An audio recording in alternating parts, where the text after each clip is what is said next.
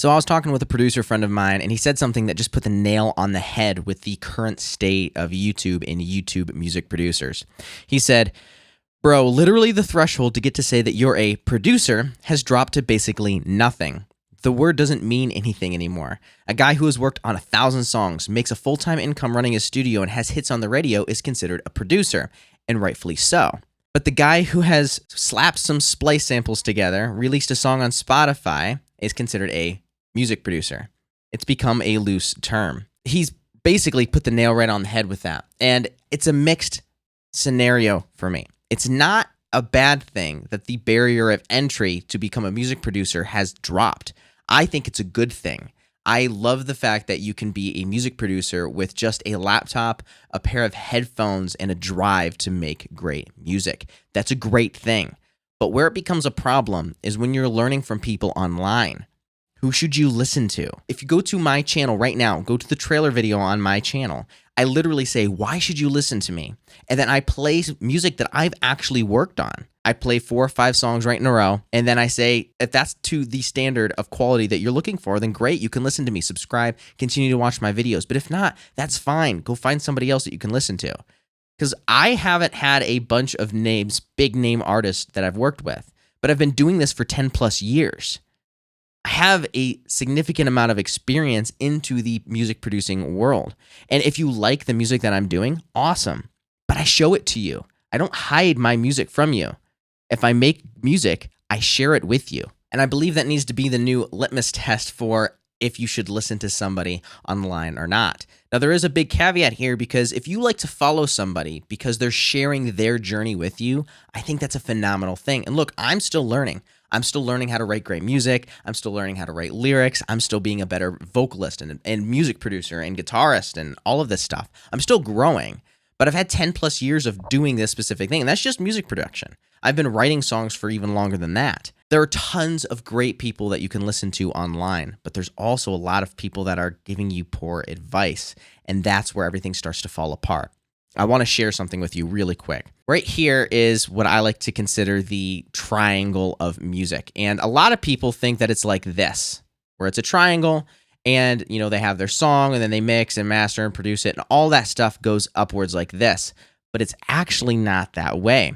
It's reversed. The triangle is actually like this, where it's upside down. And the problem with this is everything stems from the beginning, which is the song. If you can't write a great song, you don't have good songwriting skills, no matter what you do that expands this song outwards, it's not going to work. Everything is going to fall apart when the song isn't great. There's been quite a few songs on Spotify recently, and even on the global top 50 and top 100, where the song production isn't that great. The mix isn't that great. In fact, I think that I could do a better job with it, but yet it's still in the global top 50.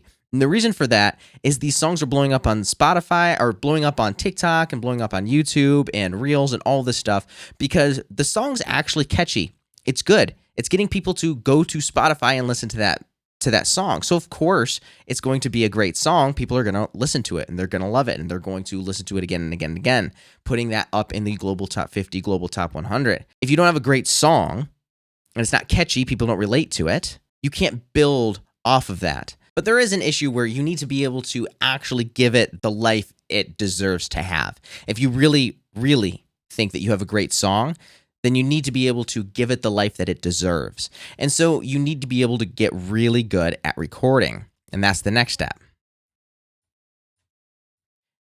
And then you need to get good at producing, so you can actually flesh that song out.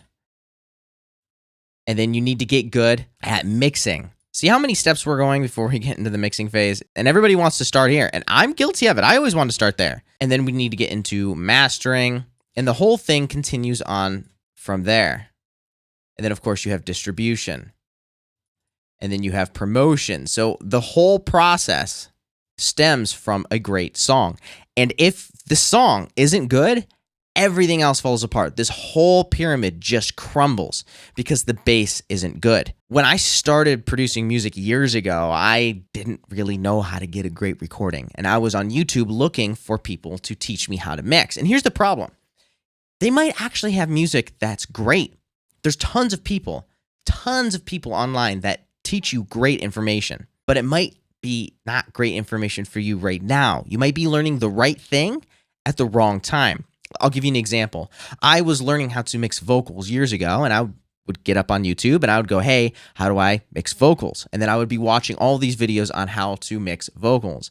And I would literally copy their settings to a T. I would get the exact plugins they had. I would copy every single setting to a T, and then I would throw it onto my track, and then I would be like, why is this not working? Why is it not sounding like their songs?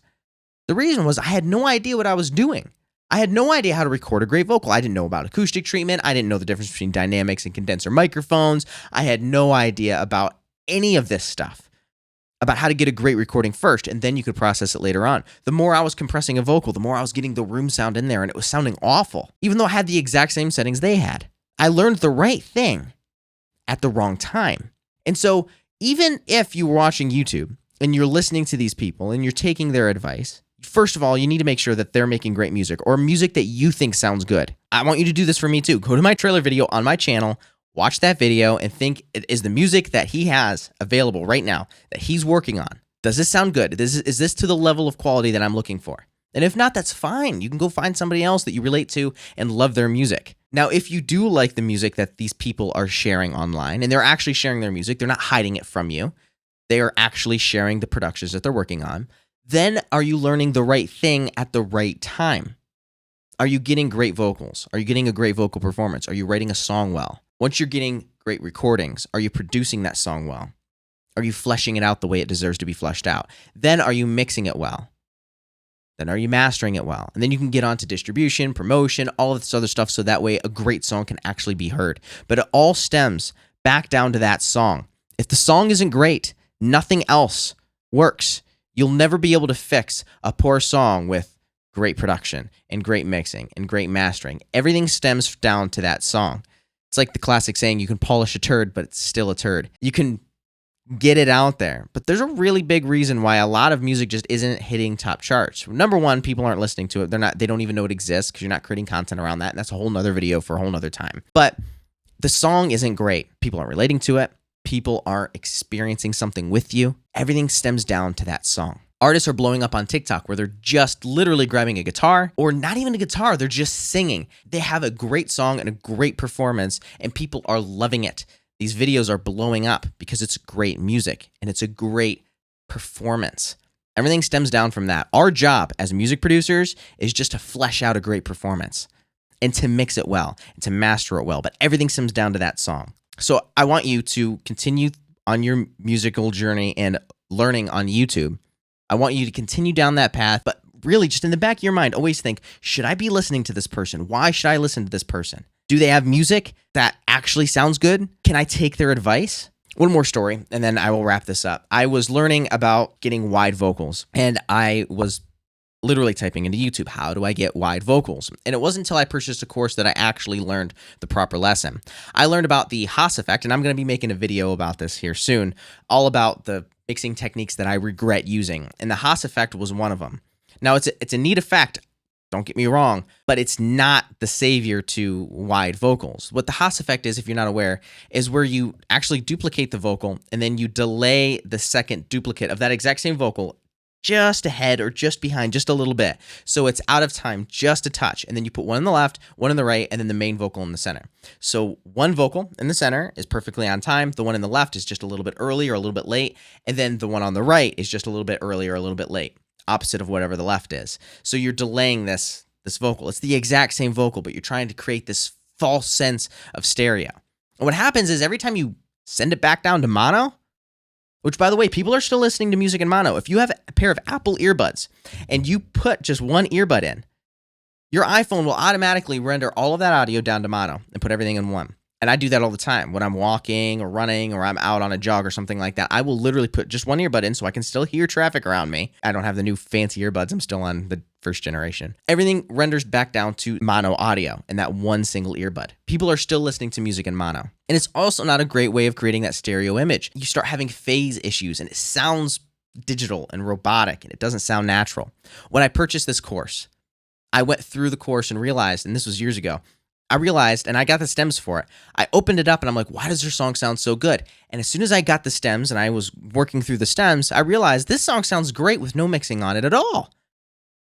It's because it's got 40 plus vocals on it. There's at least 3 or 4 main vocals. There's a main vocal and then the doubles. And then there's the harmonies and the doubles for the harmonies. And then there's the extra harmonies and the octaves and the ad-libs and all of these other vocals. There was an entire vocal stack, 40 plus tracks of vocals. And I'm wondering why my vocal productions weren't sounding great when I had 3 vocals, max. I was learning the wrong lessons. I don't want that for you. So really listen to what people are teaching you on YouTube, get some courses, enroll in some memberships, learn from a mentor, but make sure you're listening from people who are actually making great music online. If they're not sharing their music with you, I'd be wary of it.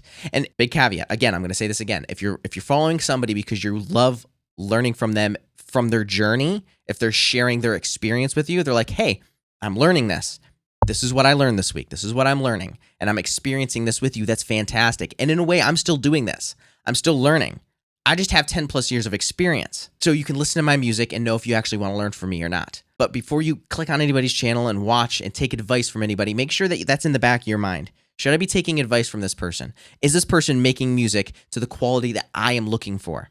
If not, that's fine. You can still watch that person, but make sure that you're paying attention to that. I want to watch this person because I am learning from them in a way that I'm being entertained. I love going through their journey with them. I'm getting that experience out of it. But if they're showing you something of the one technique that's going to change your mix forever, it's probably not going to be it. I've never learned one single technique that changed my mixes forever. I learned a ton of little techniques that have stacked on top of one another that have changed my mixes forever. But I've never learned there's never that one plugin that's changed my mixes forever. It's never happened. It's never happened, and I don't think it ever will happen. It's all of these little things that I've stacked on top of one another, and all this experience that I've taken over the years. All these things that I've learned, I've had to learn a lot of stuff the hard way. All of that little stuff has made mixes better. There's never one plugin. There's never one technique. It's never like that. And I'd be wary of anybody telling you that online. Now, I have mixed hundreds of songs, and there are 5 things that seem to be true for me personally every time I went through those songs, no matter what genre, no matter what technique or anything that I've been using. There's 5 things that seem to be true every time I mix a song. And those have been the basis for me for the past couple years. If you want to know what I'm talking about, you can click on that video right there. And in that video, I break down each one of those things and how they work for every single genre. And make sure that you go to my channel and watch that trailer video to see if I'm actually making music that you like to hear and that you think it's to the level of quality that you're looking for. Have a fantastic day, and as always, go create.